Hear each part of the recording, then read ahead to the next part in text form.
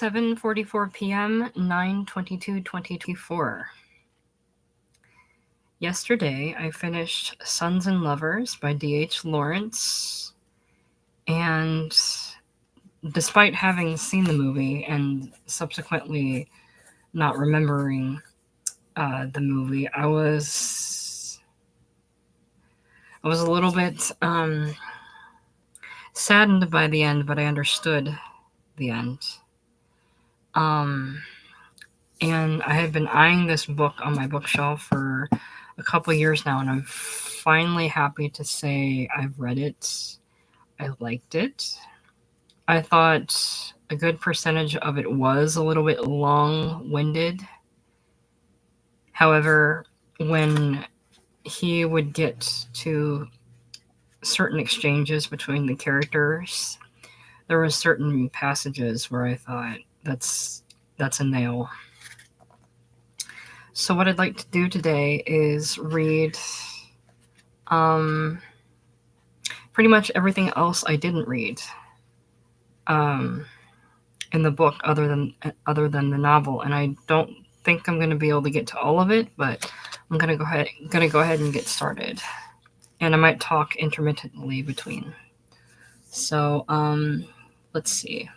They give a little bio on D.H. Lawrence. David Herbert Lawrence was born on September 11th, 1885, in Eastwood, a coal mining town in Nottinghamshire, England, the fourth child of a couple whose marriage Lawrence later described as one carnal bloody fight. Lawrence's psychologically intimate relationship with his mother would serve as the grounds for many of his novels. Lawrence studied to be a teacher but became interested in the arts. Jessie Chambers, a school love interest, submitted a number of Lawrence's early poems to Ford Herman Hufer, Ford Maddox Ford, editor of the English Review, and he published them. This first exposure would prove to be fruitful, and Lawrence soon published several novels, including The White Peacock, 1911, The Trespasser, 1912, as well as Love Poems and Others, 1913. Lawrence gained fame and notoriety in 1913 with the publication of Sons and Lovers, a novel which was criticized by some as being too overtly sexual. Sons and Lovers was followed by The Rainbow, a story of two sisters growing up in northern England that was banned upon its publication for its alleged obscenity. Women in Love, the sequel to The Rainbow, was published in 1920. His novel, Lady Chatterley's Lover, was pronounced obscene and banned in the United Kingdom and America. Despite the censorship, Lawrence remained unapologetic for creating art for my sake. Lawrence's personal life, including his elopement with Frida von Richthofen-Weekly, wife of one of his professors and the mother of three children, fueled the aura of scandal that followed him throughout his career. Despite censorship and other setbacks in his exceptionally prolific literary career, Lawrence authored more than a dozen novels, 3 volumes of stories, and 3 volumes of novellas, an immense collection of poetry, and numerous works of nonfiction. He also wrote 8 plays, most of which have been forgotten. The Lawrences traveled widely, but as Lawrence's health, they settled in the south of France, where the author died on March 2nd, 1930. His ashes lie in a memorial chapel at his ranch in New Mexico. Oh my. Okay. The world of D.H. Lawrence and Sons and Lovers. So let's have a timeline here. 1885. David Herbert Lawrence was born on September 11th in Eastwood, Nottinghamshire, a working-class mining town in central England. The sickly Lawrence is confined to bed for much of his early childhood and grows close to his mother, who tends to him. 1898. Lawrence attends Nottingham High School on a scholarship, then takes a job as a clerk in a surgical appliance factory. But he leaves after suffering an attack of pneumonia. This is 1898 to 1901. His brother, William Ernest, dies in October 1901. 1902, Lawrence takes a part-time teaching job at the British schools in Eastwood and attends a teacher training center in Ilkeston. 1902 to 1906. 1906, Lawrence enrolls at University College, Nottingham, to get his teacher's certificate. He leaves after 2 years. 1909, the English Review publishes several of Lawrence's poems. 1910, his mother Lydia dies in December 1910. Lawrence assists her by administering an overdose of morphine. Oh gosh. 1911, Lawrence's first novel, The White Peacock, is published. 1912, Lawrence and Frida von Richthofen, the wife of Lawrence's former Nottingham professor Ernest Weekly and cousin of famous aviator Manfred von Richthofen, also known as the Red Baron, run away to Germany and Italy. 1913, rejected at first by Heinemann Publishers, the autobiographical Sons and Lovers is published. Criticized for his graphic depiction of sexual relations, Lawrence defends himself by stating that whatever the blood feels and believes and says is always true. Good for him. 1914, World War I breaks out. Lawrence and Frida marry on July 13th. Unable to obtain passports for the duration of the war, they are forced to live in various places in England, including Cornwall and Derbyshire, where they share a house with John Middleton Murray and the writer Catherine Mansfield. 1915. Upon the publication of The Rainbow, Lawrence is prosecuted for his graphic descriptions of sex, and the novel is suppressed. More than 1,000 copies of the book are burned. 1916. Lawrence is introduced to Lady Adeline Morrell, the wife of a Liberal member of Parliament, and she becomes one of his most important patrons. Through her, Lawrence forms acquaintanceships with Aldous Huxley, E.M. Forster, and Bertrand Russell. Lawrence writes Women in Love, the sequel to The Rainbow, 1917. Lawrence and Frida are suspected of being spies for the Germans. 1919. The Lawrences journey together throughout Europe, stopping in Sicily, Sardinia, and Switzerland. 1920. Lawrence publishes Women in Love in New York. 1921. Women in Love is published in London. Movements in European History, Lawrence's first major nonfiction work is published as his Psychoanalysis and the Unconscious. 1922. Aaron's Rod, a novel that reflects the influence of Friedrich Nietzsche on Lawrence is published. The Lawrences travel to Ceylon and Australia. 1923. They visit Mexico as well as New York and Los Angeles. Studies in classic American literature, in which Lawrence considers Benjamin Franklin, Nathaniel Hawthorne, Herman Melville, and Walt Whitman and others, is published. 1924. Mabel Dodge Lujan, a New York socialite, gives the Lawrences her Kiowa ranch in Taos, New Mexico, in return for the original manuscript of Sons and Lovers. Ooh. This is 1924 to 1925. Lawrence's father, Arthur, dies. While visiting Mexico City, Lawrence falls ill with tuberculosis and is forced to return to England. Oh my. And just like that, 1925 to 1926, the Lawrences settle near Florence. Lawrences in Florence. Frida begins an affair with Angelino Ravagli, a former Italian infantry officer whom she will marry in 1950. Lawrence visits his hometown of Eastwood for the last time. The Plumed Serpent, a political novel about Mexico and its ancient Aztec religion, is published. 1928. Lady Chatterley's Lover is banned in the United Kingdom and the United States, creating a great demand for the book. Nothing will get you better press than attempted censorship. 1929. Lawrence's expressionist paintings, for which he gains posthumous renown, are declared obscene and confiscated from an exhibition at London's Warren Gallery. 1930. Lawrence succumbs to tuberculosis on March 2nd in Vence, France. Frida moves to Kiowa Ranch, New Mexico, where she builds a small memorial chapel that houses his ashes. Well, that's nice to do after you have an affair on the poor guy. 1960. An unpurgated version of Lady Chatterley's Lover is published after Penguin Books is acquitted of obscenity charges brought under the Obscene Publications Act. The trial lasts 6 days. The 35 expert witnesses called to testify include E.M. Forster. Oh, wow. Wow. Okay. So I'm going to go ahead and read the introduction. And the reason why I don't do that beforehand is because more often than not, it contains spoilers, and I don't want to spoil a 450-page book I'm about to read. That kind of puts a pinhole in the balloon. So let's read it now. Introduction. The story of how and why D.H. Lawrence wrote Sons and Lovers is a love story as much as it is a story about literature. The story begins at D.H. Lawrence's birth and ends just before the outbreak of World War I. Although it is a love story, it is not a story about amour per se, the exclusive romantic love. Rather, it is about love and all its various guises.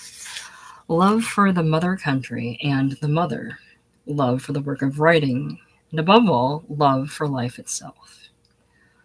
D.H. Lawrence was a passionate man.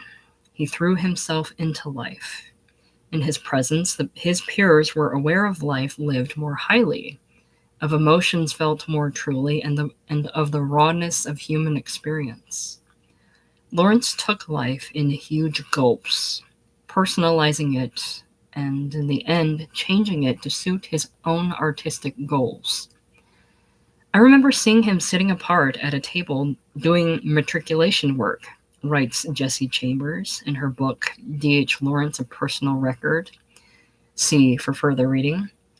He smiled across at me, and I saw again his uniqueness, how totally different he was from any of the other youths. There was his sensitiveness, his delicacy of spirit, that while it contributed vitally to his charm, made him more vulnerable, more susceptible to injury from the crudeness of life. Page 47. From her book, I think. Sons and Lovers is Lawrence's third novel. He began writing it when he was 25 years old, a young, sensitive schoolteacher with periodic bouts of pneumonia and a penchant for problems of the heart. The novel underwent 4 major revisions and a name change before being published in 1913. As conceived, it was to be a book based on fact, the story of the young man, Paul Morrell, growing up in a coal mining district of the English Midlands. As such, it would be a thinly disguised fictionalization of Lawrence's own life, a portrait of the artist as a young man, or, as the critic Harold Bloom suggests, a portrait of the artist as a young prig. He's not wrong, because Paul Morrell is a bit of a prig, but as with most prigs, they've been through shit, so doesn't excuse the priggishness, but it explains a little bit of it. Lawrence was born in 1885 in a lower middle-class town in Nottinghamshire during a time in English history characterized by repressive social mores, strict morality, and austere, even ascetic religious practices. Ascetic. A-S-C-E-T-I-C? Not aesthetic, but ascetic. Anyway, in other words, the author was born at a time and in a place particularly inclined toward priggishness. Great word, great variations of the word, and I agree. Lawrence chafed under the yoke of Victorian England. His gift of perception, which told him that life was a vast mystery and wonder, also told him that his country was ruining itself with its industrialization, its mechanization, and its impulse towards war. As he grew up, he grew intolerant. "Curse you, my countrymen," he wrote to Edward Garnett, his publisher and friend, in a letter dated July 1912. You have put the halters round your necks and pulled tighter and tighter from day to day. You are strangling yourselves, you blasted fools. The Letters of D.H. Lawrence, Volume 1, edited by James T. Bolton. To borrow Lawrence's own phrase, England suffered under a thou shalt not mentality.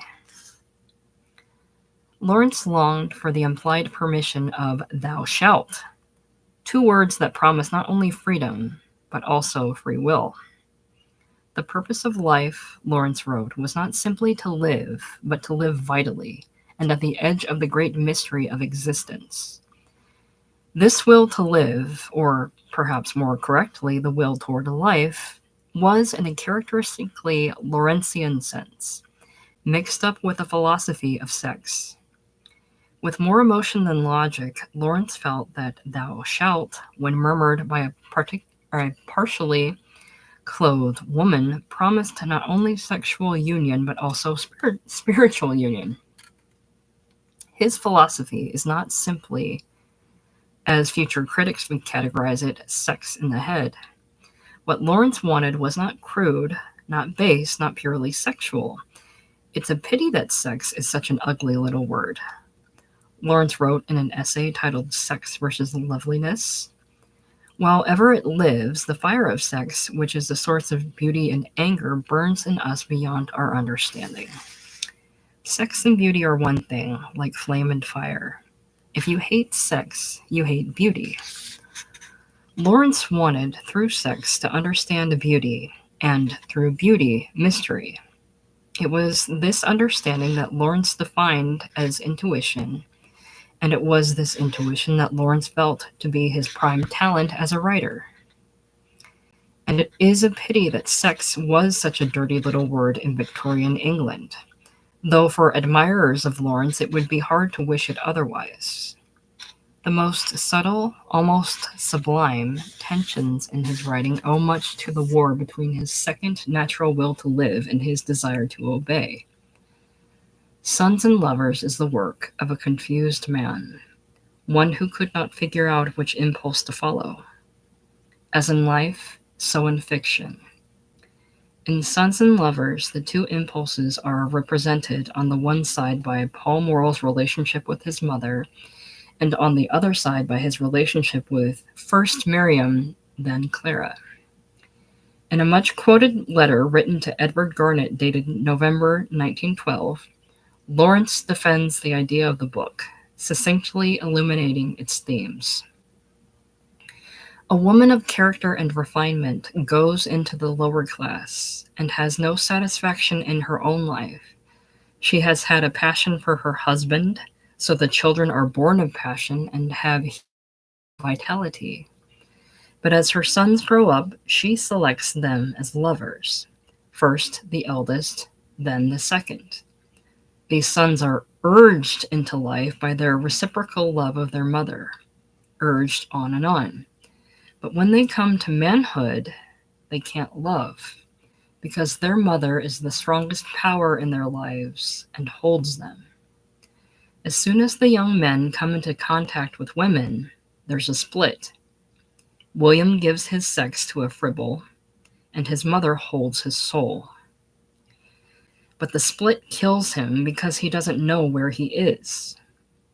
The next son gets a woman who fights for his soul, fights his mother. The son loves the mother. All the sons hate and are jealous of the father. The battle goes on between the mother and the girl, with the son as object. The mother gradually proves stronger because of the tie of blood. The son decides to leave his soul in his mother's hands, and, like his elder brother, go for passion. He gets passion. Then the split begins to tell again. But almost unconsciously, the mother realizes what is the matter and begins to die. The son casts off his mistress, attends to his mother dying. He is left in the end naked of everything, with the drift toward death. Letters. Since Freud, mother love versus romantic love has become a familiar theme. Hundreds of pages, perhaps thousands, have been written about Lawrence's Oedipus complex, as demonstrated in the novel. Critics began to see the novel in a Freudian light as early as 1913. Sons and Lovers was taken to be the first great Freudian allegory. As he stooped to kiss his mother, she threw her arms round his neck, hid her face on his shoulder, and cried in a whimpering voice so unlike her own that he writhed in agony, Lawrence wrote. And I've never, Paul, I've never had a husband. Not really, Mrs. Morrill says. Paul stroked his mother's hair and his mouth was on her throat. I mean, yeah, that passage alone is unsettling. Although Lawrence was aware of Freudian ideas as early as 1912, there is no indication that he intended the book to have Freudian subtext. Maybe not intention, but maybe subconsciously. Responding to the Freudian interpretation, he thought that critics had carved a half-lie from an honest portrayal of his childhood. He saw what he had written as a novel, not a case history, and considered the text universal, a representation of the tragedy of thousands of young men in England, from the Garnet Letter of November 1912. Later, in 1921, he published an anti-Freudian tract titled Psychoanalysis and the Unconscious. Ooh, maybe he didn't want to admit to a few things. In my opinion, it's very blatantly Freudian, and maybe not addressing his personal life to Freud's ownership. Like, not giving Freud ownership over his life experiences, but to say this book isn't representative of an Oedipal complex in a character would be wrong, in my opinion. But onward. However, Lawrence admitted in various letters that he had loved his mother like a lover. Okay? He wrote descriptions of Mrs. Lawrence as if he were writing about a girlfriend. She is my first great love. She was a wonderful, rare woman, you do not know, as strong and steadfast and generous as the sun. She could be as swift as a white whiplash, and as kind and gentle as warm rain, and as steadfast as the irreducible earth beneath us, he wrote to Louise Burroughs in December 1910, on the eve of his mother's death. Letters. In the same month, he wrote to Rachel Ann and Taylor, "This has been a kind of bond between me and my mother. We have loved each other almost with a husband and wife love, as well as a filial and maternal." Later, in the same letter, he wrote, "Nobody can have the soul of me. My mother has had it, and nobody can have it again. Nobody can come into my very self again and breathe me like an atmosphere." Letters. Okay, I think the dude had a deep Oedipal complex. No judgment. It's okay. I mean, it's not, but I get it. This, then, is the setting for the composition of Sons and Lovers.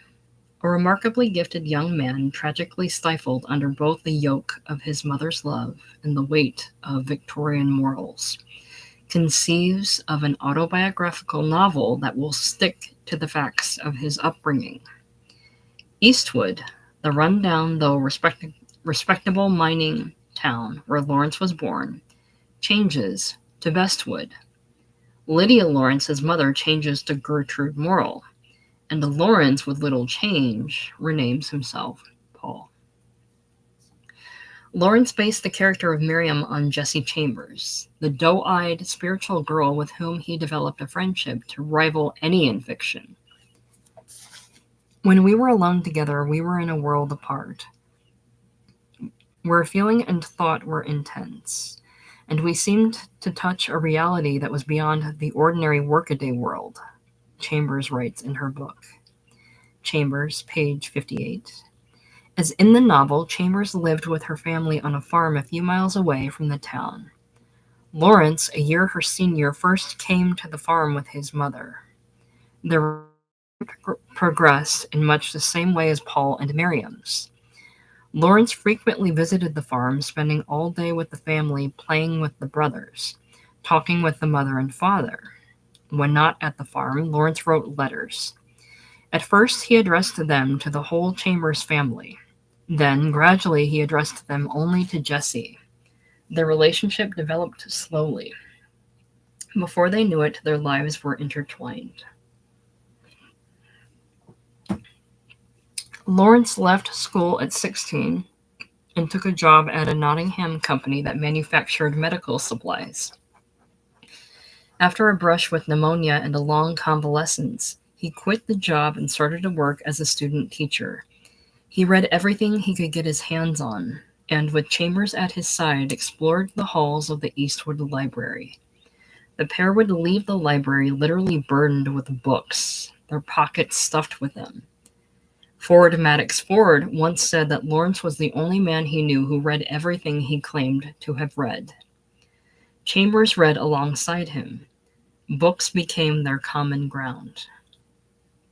They subjected their reading list to intense scrutiny, discussing the characters during long walks, trying to understand how a novel is constructed. Lawrence was not in the least academic in his approach. He personalized his reading, placing himself within the context of fiction, trying on various philosophies and approaches as if they were shirts. He began to talk definitely of becoming a writer and, scribbling on scraps of paper wherever he could find them, undertook the task of becoming a poet. Chambers was, in many ways, Lawrence's first literary agent. In 1909, after Lawrence became frustrated at some initial rejection slips and declared he would never send off his work again, Chambers submitted 3 of his poems to the English Review with a letter to the edition Ford Madox Hueffer, later Ford, expressing her admiration for the poems and for the poet. Hueffer was impressed with the poems and offered to publish them. He also wanted to meet the poet, fancying himself a great discoverer of upcoming literary talent, and invited Lawrence to his house in London. It was through Hueffer that Lawrence met Edward Garnett, a man who would champion his writing in London literary circles and fortify his heart during difficult emotional times. Lawrence wrote in a letter to his friend Ernest Collings dated November 12, 1912, that Hueffer discovered I was a genius. Don't be alarmed. Hueffer would discover anything if he wanted to. Letters. But in reality, it was Chambers who first recognized Lawrence's literary talents and who first encouraged him to write what he was urged to from within. Chambers, page 89. Lawrence tried his hand at writing prose. The usual plan is to take 2 couples and develop their relationships, he said on a walk with Chambers. Most of George Eliot's are on that plan.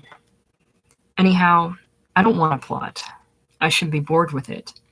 I shall try 2 couples for a start. Chambers, page 103. Lawrence wrote The White Peacock on that plan, creating 2 couples and exploring their relationship. He sent Chambers pages of the manuscript as he wrote them, and she, in turn, offered her criticisms. So intense was their collaboration that upon the publication of The White Peacock in 1911, Lawrence wrote Chambers, I, its creator, you, its nurse. The pair mostly avoided the topic of romance and sex, although gradually, as they grew through adolescence and into maturity, the issue asserted itself. Lawrence had girlfriends outside of their relationship, even going so far as to propose to one while on a train. But Chambers always occupied a primary position in his heart. It's like this, Lawrence told Chambers. Some strands of your nature are knitted with some strands of mine, and we cannot be parted. Chambers, page 141. Later he told the girl that she was necessary to him, the anvil on which I have hammered myself out. Chambers, page 152. That's a hell of a compliment. I know there's a kind of damnation to it. He can't fully intertwine himself from her, but the anvil on which I have hammered myself out. It's a hell of a compliment. Despite or perhaps because of the obvious mental, emotional, and spiritual connection between the two, Lawrence's mother disapproved of Chambers. I can see. I mean, the novel writes itself. Her antipathy created an atmosphere so charged, Chambers described it as strung up and tight, that the girl grew to dislike visiting the Lawrence home. Gee, I wonder why. I'm sure she made it so. His mother. Though Lawrence and Chambers avoided the topic of romance and sex, the issue asserted itself. Okay, I just read that sentence. Okay. Mrs. Lawrence forced the question upon her son, and Lawrence, bringing the moment to its crisis, talked to Chambers. That's getting personal. He told her that he could not bring himself to love her as, quote-unquote, a man should love a wife. He explained between mother love and romantic love, the blood tie was the stronger of the two. I can't make myself love you, can I? He cruelly asked Chambers. I can't plant a little love tree in my heart. Chambers, page 141. I gotta read this book. I already forgot what it's called. Shit, where is it? Jesse Chambers. I'd have to look it up. The situation, as Chambers described it, was simply that while loving his mother with an almost romantic passion, he had nothing left to give a lover. I think he also had nothing left to give himself, to be honest. They tore me from you, the love of my life, Lawrence remorsefully wrote to Chambers in a letter from March 1911. It was the slaughter of the fetus in the womb. Mrs. Lawrence grew fatally ill with cancer during the fall and winter of 1910 as Lawrence's first novel went into its final proofing stage. She died before she saw the novel in print. Maybe that was a good thing, to be honest. Lost in the world without his mother, Lawrence passed into a period of hopelessness and despair. Her death, he wrote, had taken from him all his spontaneous capacity for joy. The only antidote is work. He wrote in a letter to his sister in March 1911. Heavens, how I do but slog. It gets the days over at any rate. Letters. Lawrence was not content with his first book. Publishers take no notice of a first novel. They know that nearly anybody can write one novel, if he can write at all, but it's because it's about himself. A second novel's a step further. The Trespasser, his second novel, was published in 1912. It's the third that counts, though. If a novelist can get over that ass's bridge, he's a writer. He can go on. Chambers, page 189. Lawrence conceived of Sons and Lovers, originally titled Paul Morrel, during his mother's sickness. With her death, he began working at it with a vengeance. You can tell. My hand is weighted with the book. With her death, he had mixed feelings about it and the progress he was making. I am afraid it will be a terrible novel, he wrote to Louise Burroughs in March 1911. But if I can keep it to my idea and feeling, it will be a great one. Letters. In a different letter from the same month, he wrote Helen Cork, Glory, you should see my novel. The British public will stone me if ever it catches sight. Letters. I love how, they describe this novel as so obscene when it's really, by today's standards, it's very tame. It's not quite written in code. It's pretty forthright, but it's so tame. People have sex, they do. That's how we got here. Chambers and Lawrence had little contact during this time. She felt, however, that the writing of this third novel would allow Lawrence to work out his conflicting impulses. His loyalty to his mother on one side and his desire for romantic love on the other. She hoped that through the expurgating process of writing, he could break the stifling maternal bond. Nope. She encouraged Lawrence to finish his book, hoping that, once free, he would finally be able to turn his romantic love to her. It's more than a novel, babe. So Lawrence wrote, and Chambers waited. Don't ever wait on people. You'll be waiting your whole life. You gotta live. But she loved him. But as the pages of the manuscript came to her, she was horribly disappointed. The shock of sons and lovers gave the death blow to our friendship, Chambers wrote, page 202. I can only imagine. The character of Miriam, how many times I read in this book, he hated her. He hated her. That phrase, I must have read it at least somewhere in between 20 and 30 times. The break came in the treatment of Miriam. Yeah, he treated her like shit. Far from allowing Lawrence to see his way out of the painful double bind, the novel, as Chambers interpreted it, handed the laurels of victory to his mother. He had to present a distorted picture of our association so that the martyr's halo might sit becomingly on his mother's brow. Chambers wrote, page 203.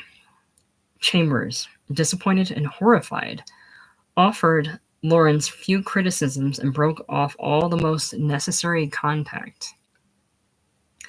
Lawrence, who once wrote that he was incapable of standing in the world without a woman beside him, soon found Frida weakly.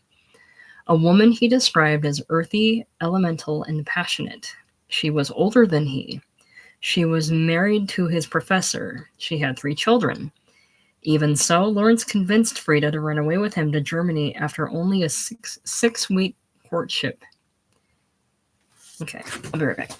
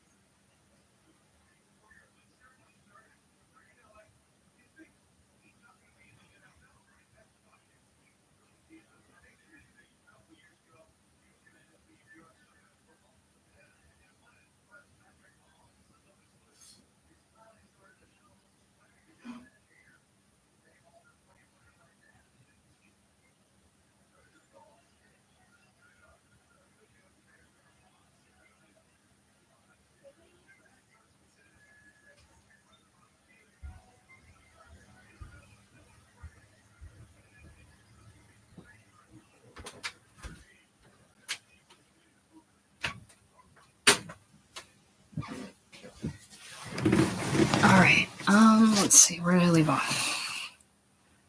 Where did I leave off?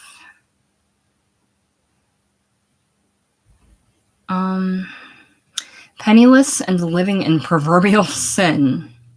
The pair later moved to Italy, where in the spring of 1913, Lawrence finished the final draft of Sons and Lovers. Lawrence wrote Chambers the following brief letter from Italy in March 1913. I'm sending you the proofs of the novel. I think you ought to see it before it's published. I heard from Ada that you were in digs again. Send the novel on to her when you've done with it. This last year hasn't been all roses for me. I've had my ups and downs out here with Frida, but we mean to marry as soon as the divorce is through. Frida and I discuss you endlessly. We should like you to come out to us sometime if you would care to. But we are leaving here in about a week. It's getting too hot for us. I mean, the weather, not the place. I must leave off now. They are waiting for me. Letters. Chambers, who felt she had been horribly mistreated and deceived both in fiction and in life, didn't read the proofs of the novel. One reading was enough to last her a lifetime, she said. She sent the letter back to Italy without reply. Lawrence, at first hurt by the snub, didn't attempt further communication. After more than 10 years of love and friendship, this letter was the pair's last contact. Oh. Lawrence returned to England with Frida in 1914. Her divorce finally came through, and they wed. Though their relationship was often tumultuous, the marriage lasted until 1930, when, suffering from a tubercular hemorrhage, Lawrence died at the age of 44. Jesus. If Sons and Lovers did not bring the fortune Lawrence had hoped for, it did put him on the literary map. After 1913, the English reading public, his admirers and his critics alike, knew Lawrence was a writer to be reckoned with. They treated him accordingly. He attracted the esteem of F.R. Leavis, an influential and bombastic literary critic, who said that Lawrence was the greatest creative genius of our age and one of the greatest figures in English literature. The Achievement of D.H. Lawrence, edited by Frederick J. Hoffman and Henry T. Moore, page 95. At the same time, he sparked an emotion near hatred from T.S. Eliot, who said Lawrence had a lack of critical faculties which education should give, and an incapacity for what is ordinarily called thinking. Ooh, bitchy. A sentiment that was echoed by some of the members of the Bohemian Bloomsbury group. Achievement, page 98. I think, do you know, I have inside me a sort of answer to the want of today, to the real deep want of the English people, not just what they fancy they want. Lawrence wrote in a letter to Ernest Collings in January 1913. Letters. Gradually, I shall get my hold on them. In quick succession, Lawrence wrote a collection of short stories, The Prussian Officer, and 2 novels, The Rainbow and Women in Love. By the time Women in Love was published in 1921, Lawrence had indeed gotten his hooks into the English public. Unlike so many other Nottinghamshire youths who were destined for the pit, Lawrence, it became clear, was destined for the canon. Ooh. At the same time in literary history, James Joyce had published his Dubliners and was hard at work on Ulysses. Virginia Woolf was developing her tunneling technique through The Voyage Out. T.S. Eliot had just conceived of The Wasteland and moved to England. Old Man Yeats was developing into his last spiritual phase and had just published Responsibilities and Other Poems. E.M. Forster had exhausted his first burst of creativity. Evelyn Waugh was gathering material for his Brideshead Revisited. And Ezra Pound, who had published 5 collections of poems, was busy being influential. Ford Madox Ford undertook the task of discovering modernism and was collaborating with Joseph Conrad, who had given up the sea in favor of the pen on his later novels. British modernism then was just getting underway. The beginning of modernism is generally marked by the imprisonment and death of Oscar Wilde and the publication of Conrad's Heart of Darkness, and its end by the death of Virginia Woolf in 1941 and the conclusion of World War II. The movement is categorized by a loosening of the constraints of plot and characterization, as well as the development of a more emotive language. It is sometimes said that Lawrence is matched only by Joyce in pulling the novel into the 20th century, though a case can be made in support of some of the other contemporaries. Sons and Lovers is not generally considered to be Lawrence's best book, nor his most refined. It was, however, the most widely read of his novels, and though Lady Chatterley's Lover gave him a certain degree of infamy, Sons and Lovers is perhaps the novel for which he is most famous. In addition, it has the distinct marking of marking the end of his youthful period. It is Lawrence's birthing book, so to speak. In it, he ended his literary apprenticeship and wrote himself into his mature style. A careful reader can watch the shift as it happens. Like a pregnant woman in a maternity dress, Sons and Lovers is, in reality, 2 books under one jacket, the old and the new together. The book opens with a description of the Morrill family in the tradition of the social realism of Dickens, Hardy, or Fielding. Here is Mrs. Morrill spitting on the iron going off to church. Here is Mr. Morrill making gunpowder tubes for the mine, humming as he works. Children come tumbling in, tearing collars and destroying dolls. But the characters are more than types. The abused wife, the drunk husband, a flock of browbeaten children. Although the reader decides relatively early on that Morrill is a scoundrel and a rogue, Lawrence, with remarkable objectivity, presents the other side of Morrill. To balance the cad, we see the man bringing his wife tea in bed and wanting a kiss. Lawrence treats these scenes tenderly, endowing them with emotion while managing to avoid sentimentality. Part 1 describes all aspects of lower-class life, the births, the deaths, and marriages, the holidays and fairs, the courting rituals and wooing practices, the trouble with money, the trouble with health, the fear of injury, the aspirations for social advance. Part 1 is simple and straightforward. It progresses along at a good clip and follows a realistic timeline. It is simple but not dull, realistic but not storybookish. It is, in short, a triumph of Victorian social realism. Part 1 closes with William's death and Paul's illness. As Paul recovers during the interlude between 2 sections, he is reborn as a man, capable if not ready for romantic love and a fresh relationship with his mother. Part 2 opens. Miriam appears in the doorway of the farm, 16 and very beautiful. With the characters already firmly in place, Lawrence starts writing the novel that he was born to write. It could be coincidence, or it could be that Lawrence had discovered his subject. But in any event, it is not without note that all of the romantic and sexual scenes in the novel occur in Part 2. These scenes allowed Lawrence to write in a language that was, for him, most natural. This is the language that would later be called Lawrencian, a language elusive and vague, but yet so true. Miriam turned to him. He answered. They were together. Her soul expanded into prayer beside him. He felt that strange fascination of shadowy religious places. All his latent mysticism quivered into life. She was drawn to him. He was a prayer along with her. Page 185.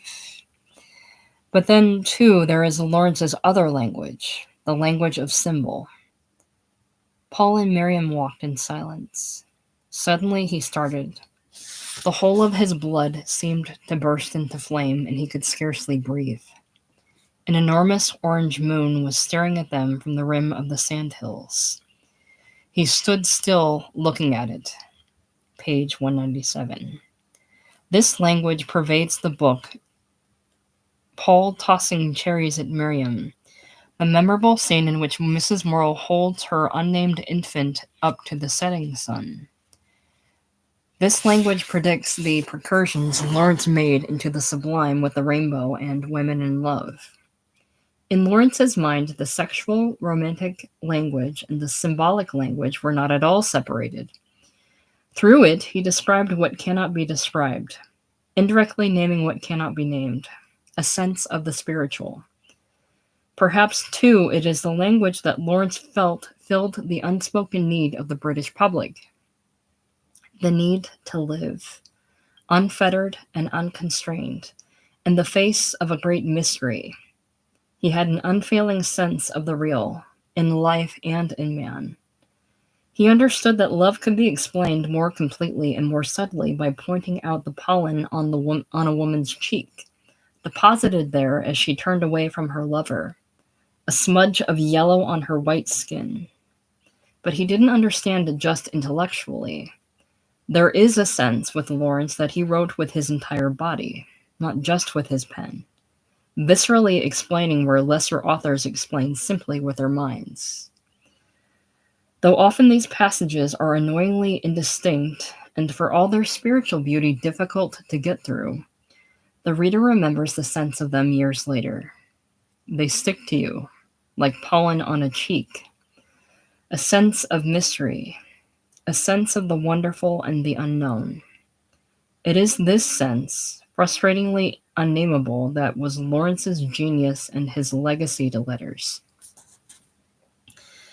Victoria Blake is a freelance writer. She has worked at the Paris Review and contributed to the Boulder Daily Camera, a number of small literary presses in the United States, and several English-language publications in Bangkok, Thailand.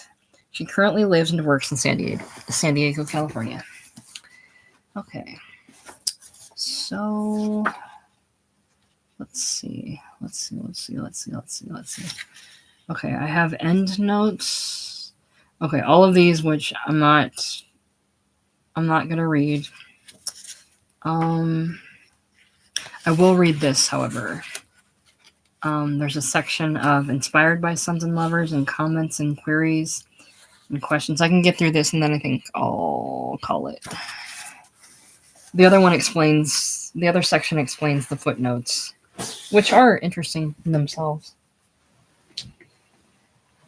Oh, but let's see.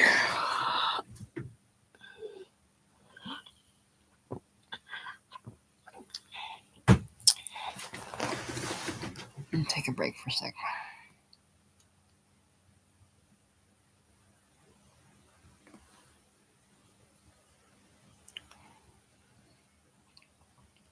All right.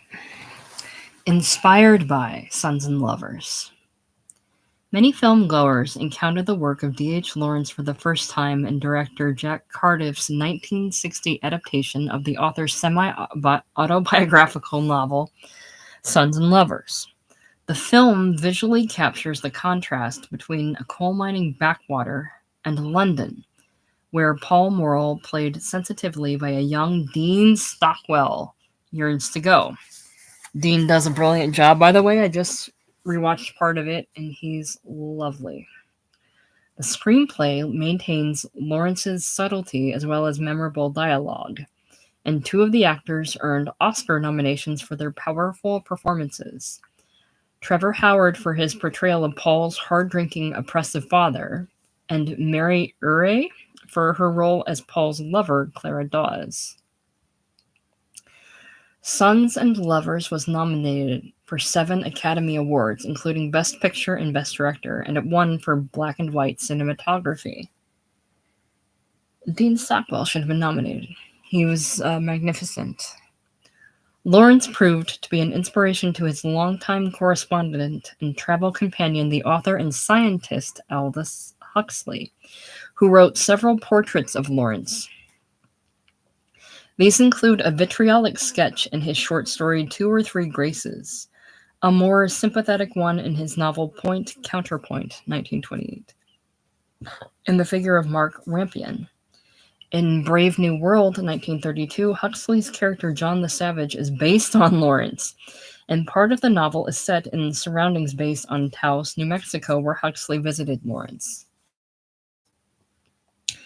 The works of D.H. Lawrence are sometimes associated with the free love sensibility of the 1960s, when the author's works became enormously popular, but that association would have shocked Lawrence.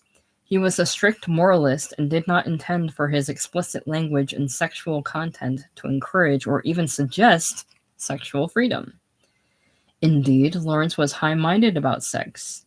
When performed with reverence, he believed, the sexual act connects one with spiritual mysteries and the natural powers of the universe.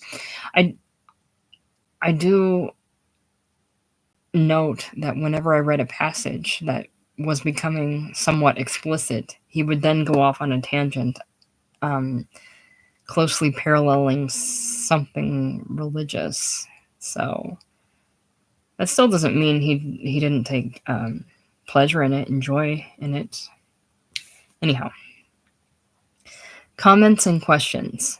In this section, we aim to provide the reader with an array of perspectives on the text, as well as questions that challenge those perspectives.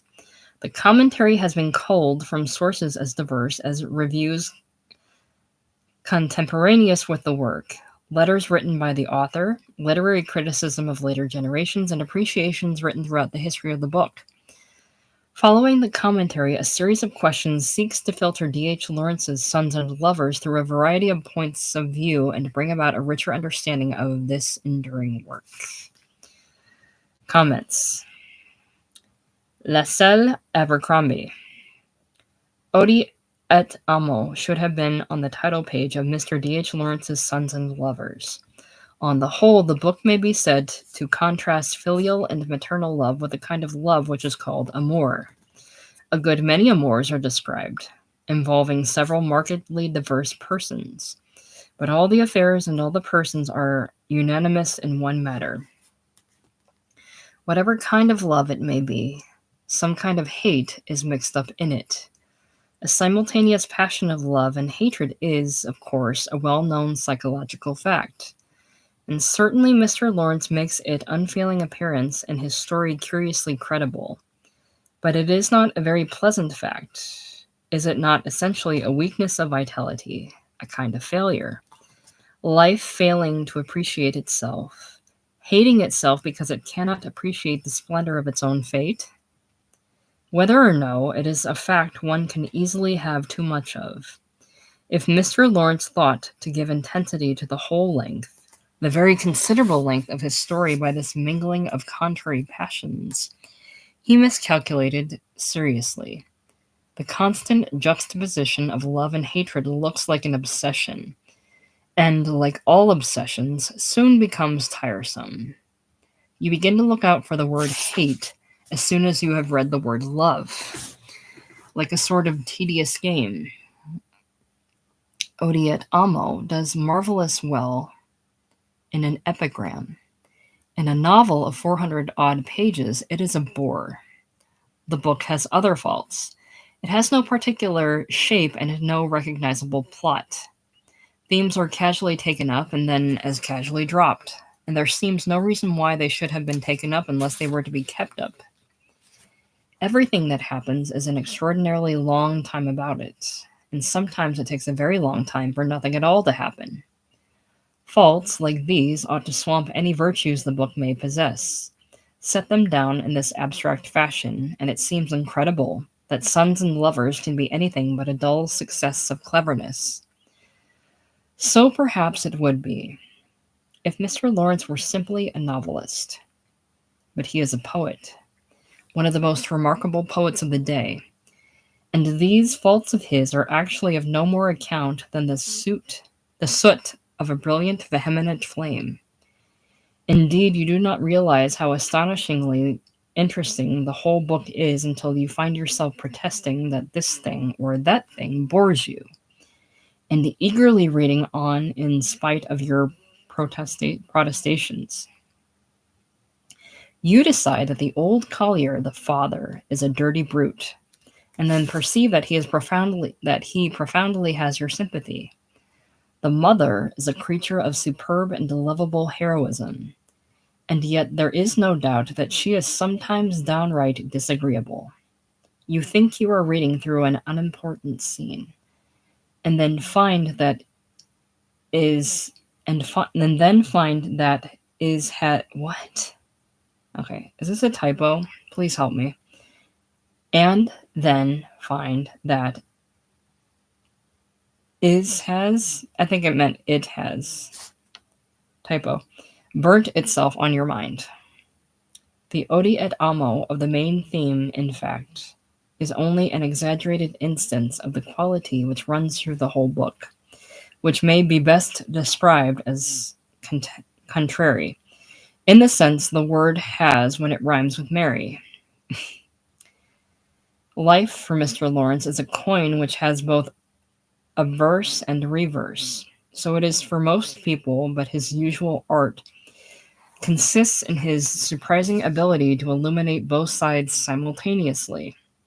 The scope and variety of life he describes, his understanding and vivid realizing of circumstance, and his insight into character, and chiefly his power of lighting a train of ordinary events to blaze up into singular significance, make sons and lovers stand out from the fiction of the day as an achievement of the first quality.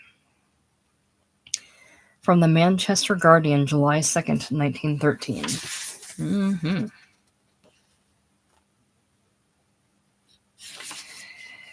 The New York Times. There is probably no phrase much more hackneyed than that of human document.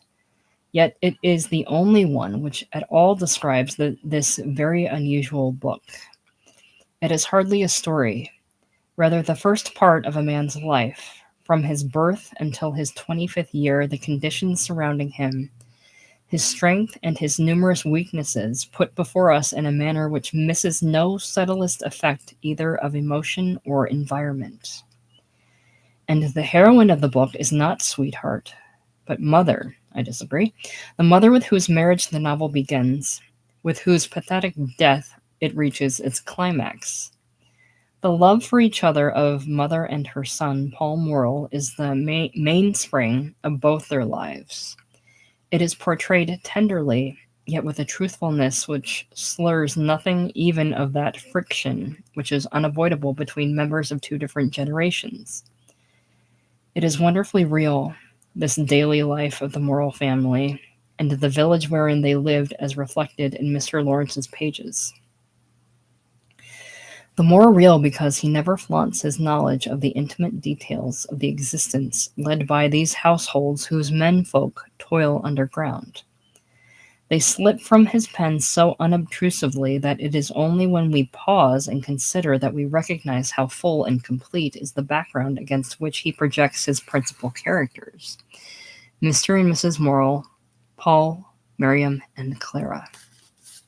Paul himself is a person who awakens interest rather than sympathy. It is difficult not to despise him a little for his weakness, his constant need. Of that strengthening he sought from two other women, but which only his splendid, indomitable little mother could give him, a fact of which he was constantly aware, though he acknowledged it only at the very end. And it is not easy upon any grounds to excuse his treatment of Miriam, even though it was a spiritual self-defense which urged him to disloyalty.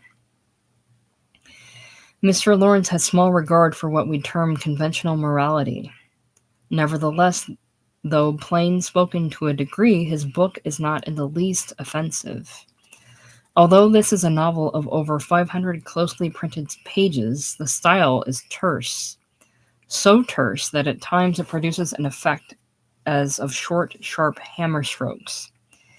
Yet it is flexible too, as shown by its success in depicting varying shades of mood, and expressing those more intimate emotions which are so very nearly inexpressible. Yet when all is said, it is the complex character of Miriam, she who was only Paul's conscience, not his mate, and the beautiful bond between the restless son and the mother, whom his soul could not leave, even when she slept and dreamed her young dream, which makes this book one of rare excellence. September 21st, 1913. John Galsworthy. I've finished Sons and Lovers. I've nothing but praise for all the part that deals with the mother, the father, and the sons. But I've a lot besides praise for the love part. Neither of the women, Miriam nor Clara, convince me a bit. They are only material out of which to run wild on the thesis that this kind of man does not want the woman, only a woman. And the kind of reveling in the shades of sex emotions seems to me anemic. Contrasted with Maupassant's a frank sensualist dealing with such emotions, it has a queer indecency. It doesn't see the essentials. It reveals in the unessentials. It's not good enough to spend time and ink in describing the penultimate sensations and physical movements of people getting into a state of rut. We all know them too well. There's genius in the book, but not in that part of the book. The body's never worthwhile, and the sooner Lawrence recognizes that, the better. The men we swear by, Tolstoy, Turgenev, Chekhov, Maupassant, Flaubert, France, knew that great truth. They only used the body, and that sparingly, to reveal the soul. In de Lawrence's book, the part that irritates me most is the early part with Miriam, whence the body is rigidly excluded, but in which you smell the prepossession which afterwards takes possession. But most of the mother's death is magnificent. From a letter to Edward Garnett, April 13th, 1914. D.H. Lawrence.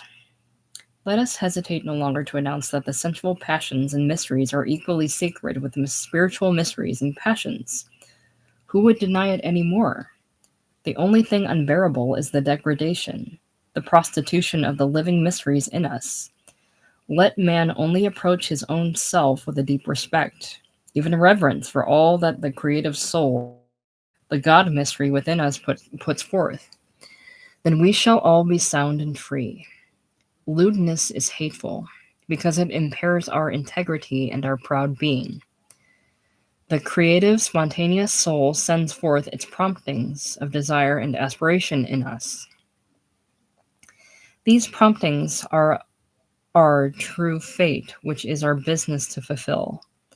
A fate dictated from outside, from theory or from circumstance, is a false fate. From his foreword to Women in Love, 1920. Virginia Woolf.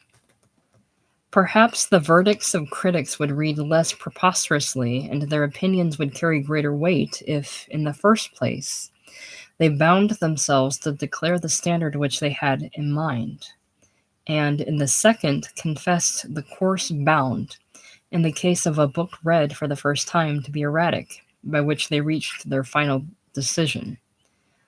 Our standard for Mr. Lawrence, then, is a high one, taking into account the fact, which is so constantly forgotten, that never in the course of the world will there be a second Meredith or a second Hardy, for the sufficient reason that there have already been a Meredith and a Hardy. Why, we sometimes asked, should there not be a D.H. Lawrence?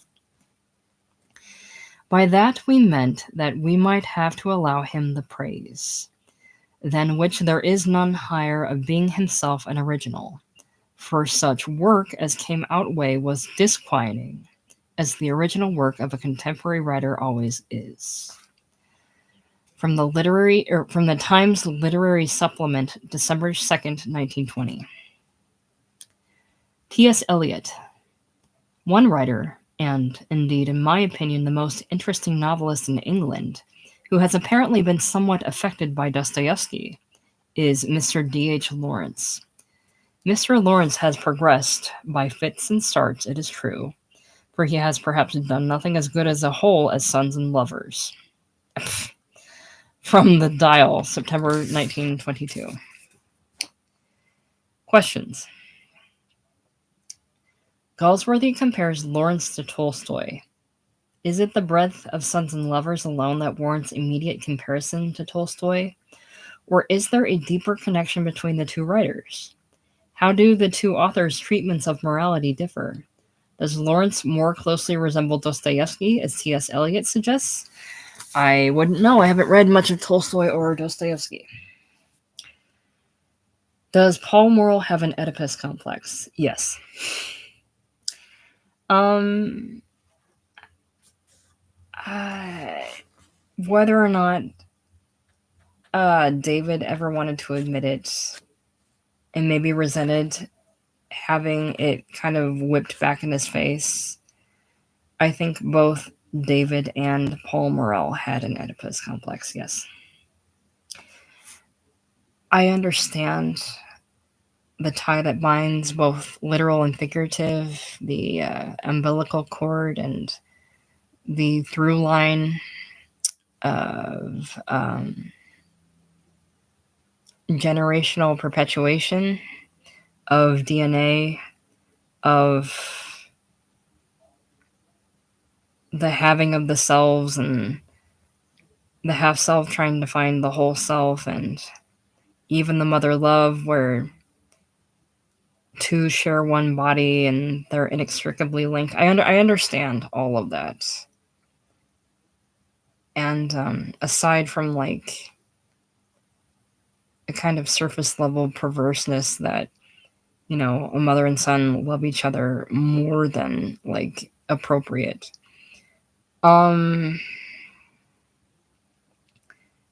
I think it would be difficult not to address this in this novel, and that's not a bad thing to have a novel that includes an Oedipus complex. They stated earlier that he wrote this rather openly because he saw this among many men that he in the area that he lived at the time.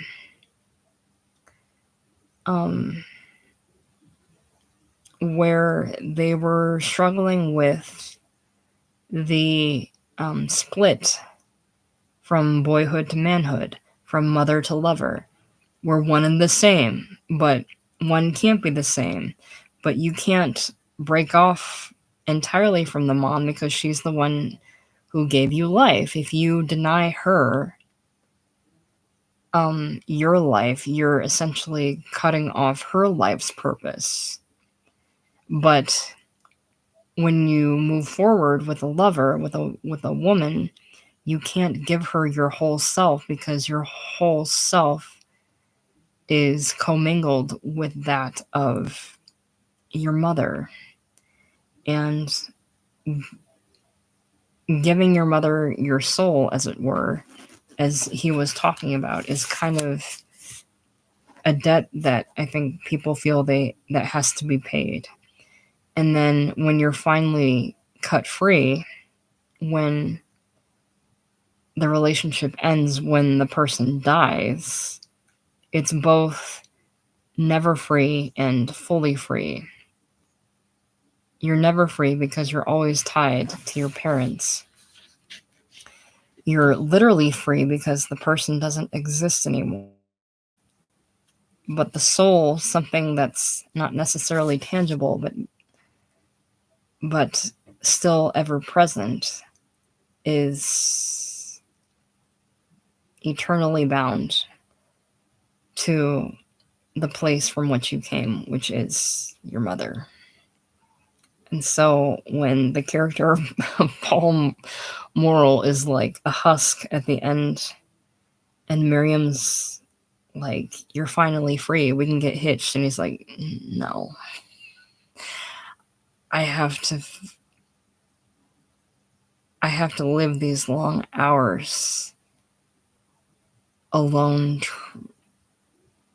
trying to find some kind of definition of freedom in which I can live until I'm truly free."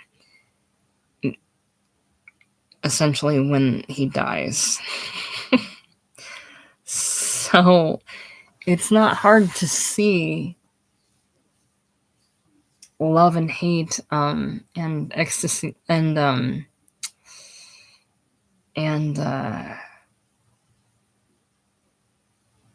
absolution and damnation are, all of these things are inextricably linked.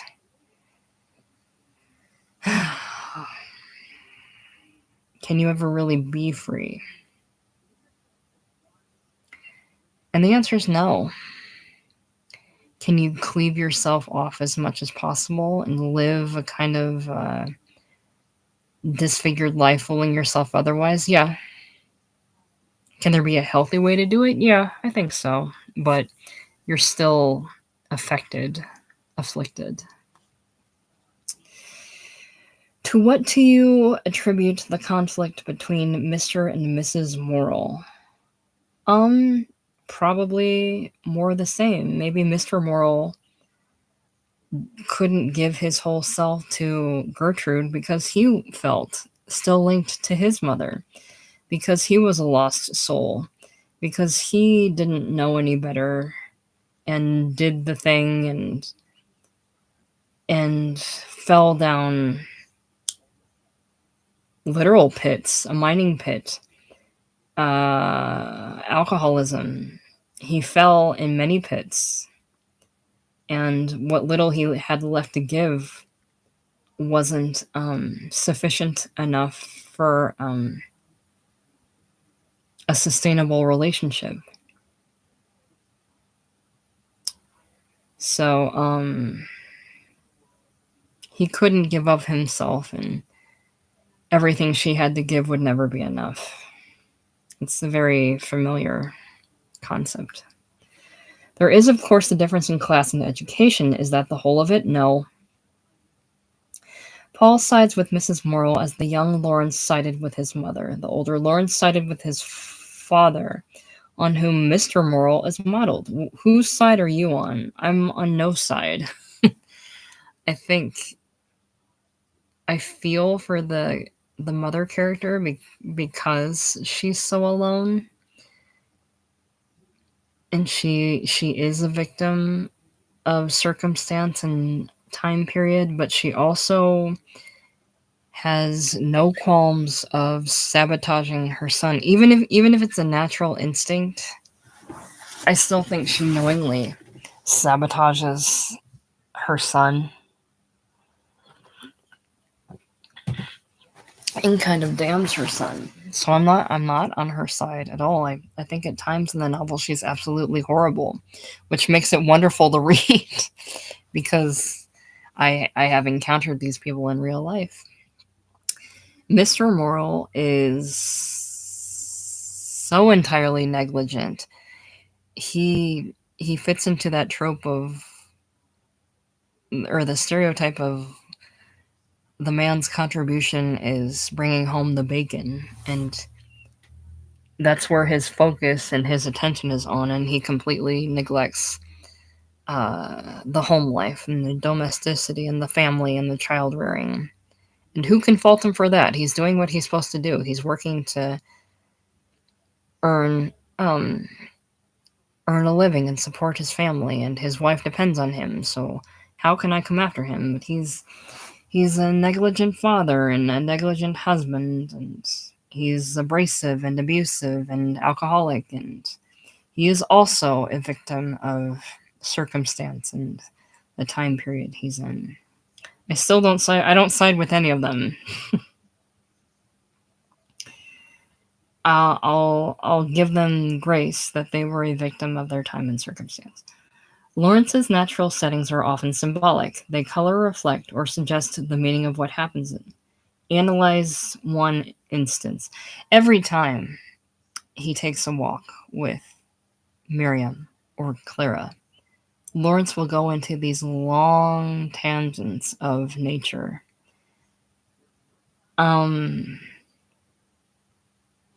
remember reading one passage, and I'll never be able to find it, about him eating the pink flower, and that was very sexual. Sorry about that. But there was one phrase. Man, I should have jotted down notes as I was reading. I'm flipping through. One phrase that jumped out at me that I thought was excellent, and now I'll never find it.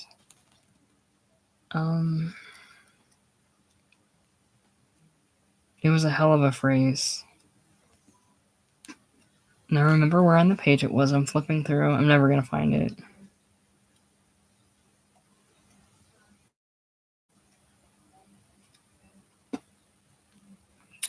Um,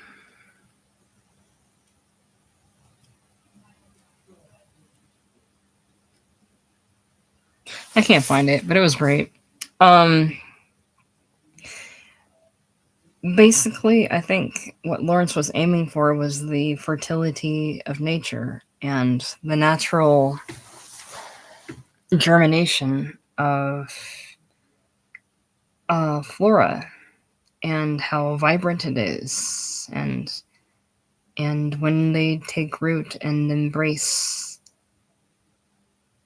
their natural course of life, they bloom into these beautiful colors and patterns and variations. And when he talks about when Paul and Clara are walking and they're talking about plucking, he wanted to pluck a flower for her, and it's like you want to desecrate something so beautiful because you want to enjoy. You take what you want. You don't think about what it is you're taking and why and what an effect it has on people. Um, I certainly think he's talking about a a natural evolution in nature, a natural um, growth, and that coincides with the natural growth of the characters that I think they're all trying to figure out how to navigate and doing a poor job at it. In a preface to his novel Women in Love, D.H. Lawrence wrote, "In a point of style, fault is often found with continual, slightly modified repetition. The only answer is that it is natural to the author, and that every natural crisis in emotion or passion or understanding comes from this pulsing, frictional to and fro which works up to culmination. Do you agree that every natural crisis in emotion or passion or understanding comes from this kind of movement? Can you find a passage in the novel that bears out Lawrence's claim?" I mean, I hated her. I hated her. I hated her. I read that like every so many pages. Yeah, I would think that would be the best example. He hated her. He hated her. He hated her. He didn't hate Miriam. He hated what his feelings for her conjured up in him. It's just easy to say he hated her, and vice versa. She hated him. Whenever a character would say that they hated another character, they hated, again, what feelings it brought out in them. The character of Paul Morrell was eternally bound to his mother. He's eternally tethered, smothered, like mummified. He cannot fully express himself as a singular human being, as an individual. And so he lashes out at everyone else. He can't blame his mother, even though he knows better. Even though it's not at the fault of his mother. Anytime he is aroused by a woman, it sets off a natural reaction in his psyche that he's betraying his love for his mother by finding or by feeling a sexual feeling for another woman. I don't think this is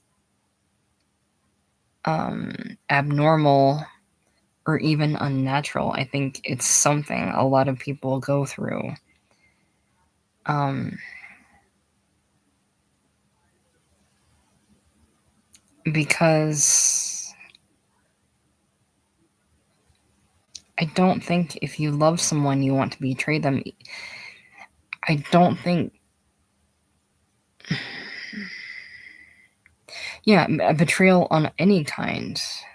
I think when people start to have feelings for other people, it is a strange feeling because it's a new feeling, and it's a growth. It's a part of an evolution. Anybody who is bound by their parents and don't set a foot forth aren't ever going to grow. And this is very close to home for me. But when you feel like you go forward and leave behind the source that gave you everything, I do think some people have a hard time with it, and I do think some people see it as a kind of betrayal. So when somebody makes somebody feel something new, or something that they want to gravitate to, and they leave behind the thing that gave them everything, it's easy to say, I hate you for it. You don't hate them. You hate how it's making you feel and forcing you to confront why you're feeling what you're feeling. And maybe probably not understanding why you're feeling what you're feeling.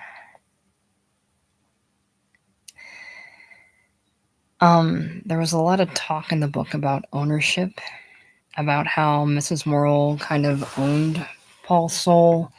And there's a lot of talk whenever there's writing about love. There's all these different themes that collide and are mixed up with each other. Ownership, possession, taking, claiming. When Paul talks with Miriam about how we love each other, but you want to put me in your pocket and I should be smothered. And it's like, good Lord, dude, you're already smothered by your mother. You like smothering, but you don't, and you don't want to be smothered. It's the damned if you do, damned if you don't. In order to be free, you have to cleave yourself off. But when you cleave yourself off, you leave people behind in your wake.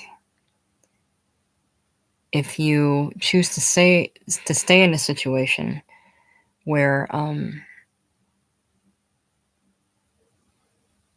you tend to the same things and you stay tethered and you give all your energy, whether it's with a parent or with a lover, you're compromising yourself. You're cutting off a limb or pouring some of your life into somebody else because that's what the situation calls for, but you're never really free. So it's a very damned if you do, damned if you don't situation. D.H. Lawrence talked a lot about how the mother had his soul, and Miriam wanted his soul, and he often he was after Miriam for a long time. They were trying to figure it out. And after kind of treating her like shit for not having sex, and then they finally have sex, and then he dumps her, which is very natural course of events. And that kind of destroys her, I think. They had to figure out it wouldn't have mattered if we were physical because the soul connection's not there. We love each other. I also think this happens a lot. I think two people first become attracted to each other and they know something's there and they're trying. So then if they both address it And I mean, this is what dating and courtship is. They both address it. They're trying to figure it out. And I do think there is a kind of unspoken knowing whether or not there is a real connection. And I don't think you necessarily have to be physical to figure it out. I think people naturally want to be physical to express their love and to further figure it out, but I do think you either know it or you don't. It's there or it's not. And I think Paul knew it, but he wanted to know for sure. And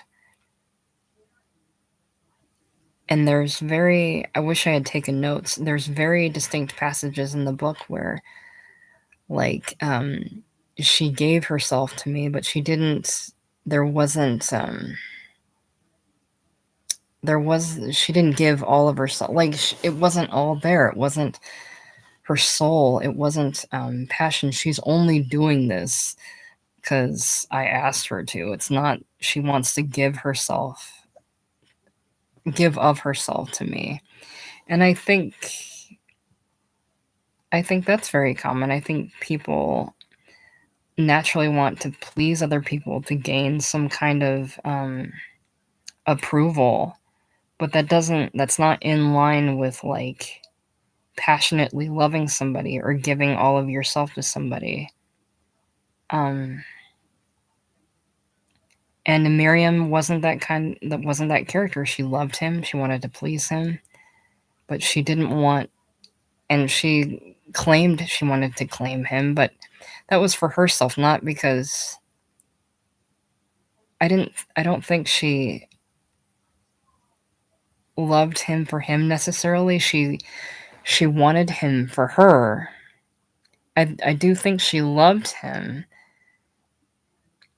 but it wasn't a life and death thing. It wasn't a soul connection, and that's just something that you can't fake. It either is or it isn't. And I, as much as an asshole as Paul was, and he didn't have to be that much, he didn't have to go that far. He was right. I think they didn't connect. And it's painful, but it just is what it is. And I don't think he connected with Clara either. And the very ending of the book was exploring this thing that, like, he was bound to his mother, and he couldn't fully give of himself to somebody else. And he's not just a selfish asshole. He's having to realize why he is, and when he figures it out, he has to make a decision about how he's going to walk through this life as having been bound to his mother. Now that his mother is no longer here, what that means. If he were to jump into a marriage with Miriam, he would still be completely lost and not free and not able to search. And then he'd be even more of a bastard because he'd be a negligent father if they had kids, and a negligent husband. And it's like, no, he's saying it from the outset that I can't give all of myself to you because all of myself is kind of gone. And I don't know that it can ever be, quote unquote, found again. It might be gone forever with the death of my mother, So, in reading a book like this where the Oedipus complex, in my opinion, is very apparent, it's also very truthful. I think a lot of people feel a grand debt to their parents for bringing them into this life, but it's also a huge burden to feel like you can never really repay it. And even if you live your life a certain way, trying to please it, it it it'll never be enough. And and if you cleave yourself off and done everything you can and you still feel like it didn't justify what those before you did, you're left feeling empty. I certainly know how that feels, like without an Oedipus or an electrica or complex. Um, Having to hear how somebody worked really hard, and sacrificed a lot for you to be here, or, you do feel like there is a debt that must be paid, and you don't really know how to pay it. You try to be a good son or a good daughter, and you try to do your duty, and if you walk off from that, are you betraying a certain sacred tie, a certain sacred bond? If you don't, what is that bond, and what does it do to the individual? Does it whittle them down to nothing? This life debt that they have to carry. I mean, Paul at the end of the book is really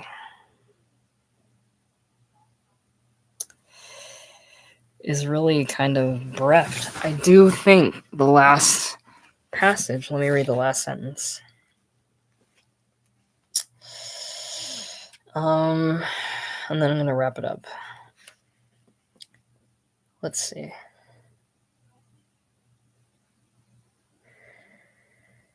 I'll read.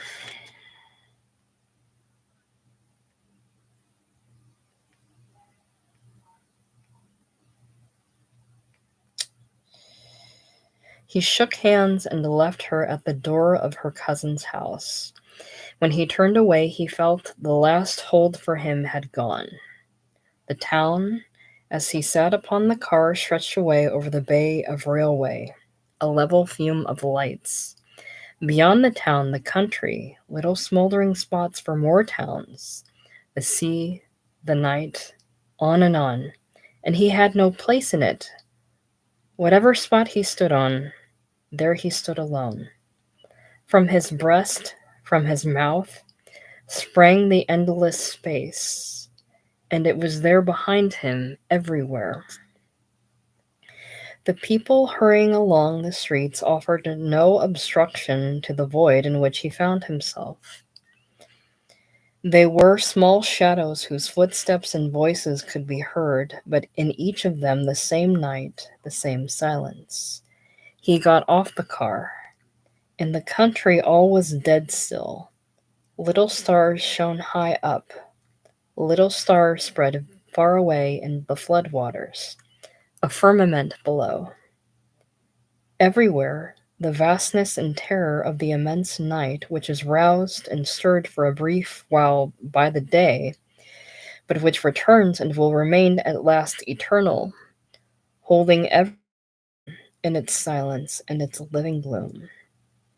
There was no time, only space. Who could say his mother had lived and did not live? She had been in one place and was in another, that was all. And his soul could not leave her wherever she was. Now she was gone abroad into the night, and he was with her still. They were together, but yet there was his body, his chest that leaned against the stile, his hand on the wooden bar. They seemed nothing. They seemed something. Where was he? One tiny upright speck of flesh, less than an ear of wheat lost in the field. He could not bear it.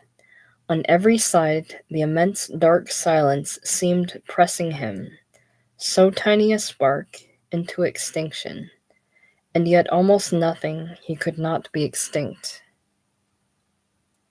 Night, in which everything was lost, went reaching out. beyond stars and sun. Stars and sun, a few bright brains went spinning round for terror, and holding each other in embrace, there in a darkness that outpassed them all, and left them tiny and daunted. So much, and himself infinitesimal, at the core of nothingness and yet nothing. Mother, he whispered, Mother. She was the only thing that held him up, himself, amid all this. And she was gone, intermingled herself. He wanted her to touch him, have him alongside with her. But no, he would not give in. Turning sharply, he walked towards the city's gold phosphorescence. His fists were shut, his mouth set fast. He would not take that direction. To the darkness, to follow her. He walked towards the faintly humming, glowing town quickly. So, the guilt of living, of being that living thing which the person before you worked so hard for and sacrificed everything for, and you are the thing that remains. They're gone. They've gave of themselves everything they had to give for this living this living organism that doesn't know what to do with itself. And I think in the last passage here, he's saying,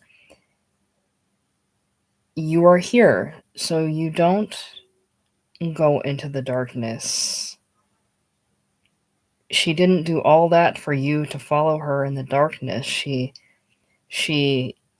gave you life to be in life, to be in the light. So when you approach that fork in the road where you can make the choice to either resign yourself or give yourself a chance to live, you have to go with the latter. You have to go where people are and things are happening and life's happening. You have to go wherever the light is. That's where something's going on. That's where people are communing. That's where the life force is. And if you're having trouble finding yourself or finding what it is you're supposed to be doing with yourself, why you're even here, you have to engage what little of yourself you have left and join it with other life forces to stir in yourself what you're looking for, I think. And that's kind of like the last gift his mother gave him. Like, I brought you here, and I've gotten you this far, and we were together, and we were happy, and we enjoyed things together, but my last gift to you is I'm going to push you in the direction where all the other life force is, and we'll be together again, but we're in different spaces. There is no time, only space. I'm just in a different space now. And you go be in your space and I'll be in mine, and we'll all be in the same space again, just not right now. You are a light and a life force, and you have to go be with the other light and life forces to continue it on. And that might be an oversimplification of it, but I think that's where he was getting to. And that's a kind of permission for freedom. And that's not something he was going to get being married to somebody who he felt beholden to. Miriam is a life force, but she's also kind of a lost soul. Everybody is a lost soul, essentially. But the point is, you're never gonna, quote unquote, find yourself if you don't engage in life.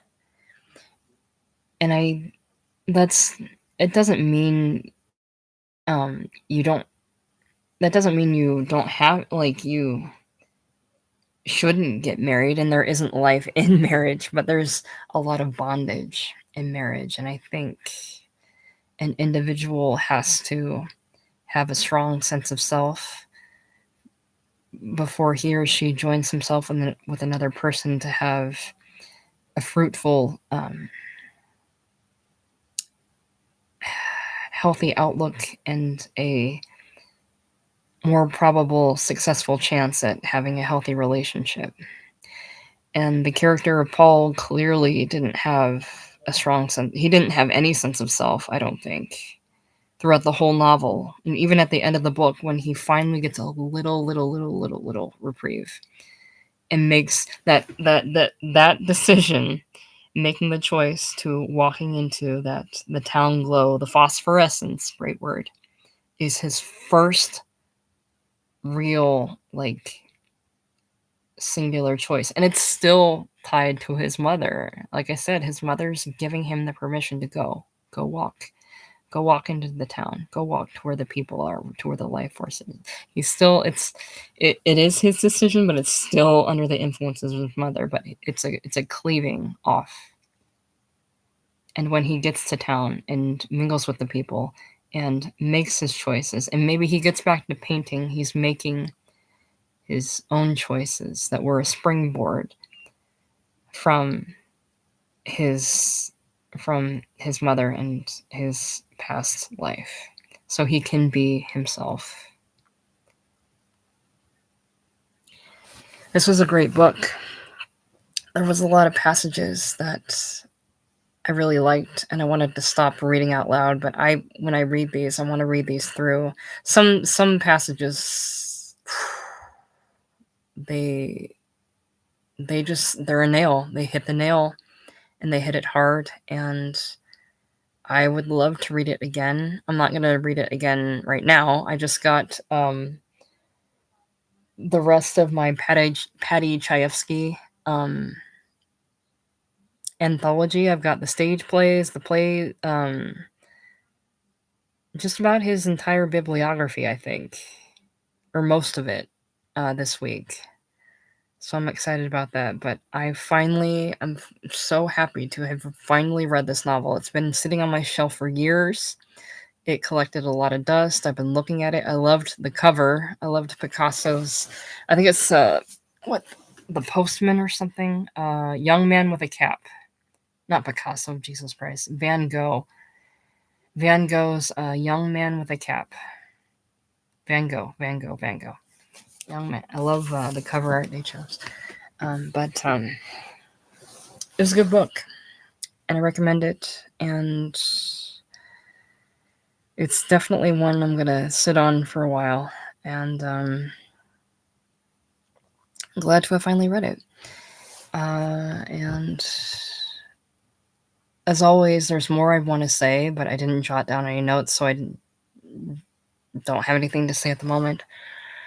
Other than I'm glad to have read it. I read it, and thanks for everybody for listening.